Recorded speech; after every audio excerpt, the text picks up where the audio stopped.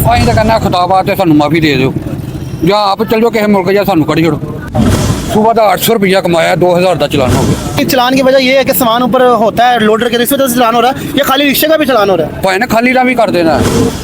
आप मुझे बताएं कि अभी 2000 का चलान का बैनर लगाया कि 2000 का चलान बंद करो, 2000 का चलान बंद करो, क्या वजह है, क्यों चलान का बंद करें, मतलब क्या परेशानी आ रही है आपको? भाई ने गरीब आदमी अं किधर जाइए। सुबह का 800 रुपया कमाया, 2000 का चलान हो गया।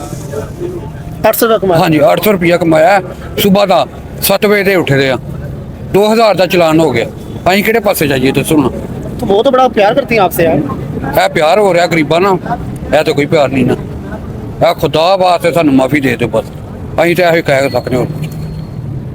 नहीं तो उन्होंने तो बड़ा काम कर रही है, पंजाब में लोगों को रिलीफ दे रही है, वो कह रही है हम पंजाब अच्छा कर रहे हैं, खूबसूरत कर रहे हैं। है अच्छा ही हो रहा भाई ना, देखो ना है अच्छा नहीं ऐसे तो अच्छा के होर की होना है। आपके मुताबिक पंजाब में कोई काम नहीं हो रहा? नहीं वो करते होंगे अपने हिसाब नाल, ते गरीबां वास्ते कोई नहीं जी, साडे वास्ते कोई नहीं। की चाਹੁੰਦੇ ਹੋ ਤੁਸੀਂ, ਕੀ ਹੋਣਾ ਚਾਹੀਦਾ ਤੁਹਾਡੇ ਵਾਸਤੇ? ਅਸੀਂ ਤਾਂ ਕਹਿੰਦਾ ਖੁਦਾ ਵਾਸਤੇ ਸਾਨੂੰ ਮਾਫੀ ਦੇ ਦਿਓ ਜਾਂ ਆਪ ਚੱਲ ਜਾਓ ਕਿਸੇ ਮੁਲਕ ਜਾਂ ਸਾਨੂੰ ਕੱਢ ਛੱਡੋ बस ਅਸੀਂ ਇੰਨਾ ਕਹਿਣਾ।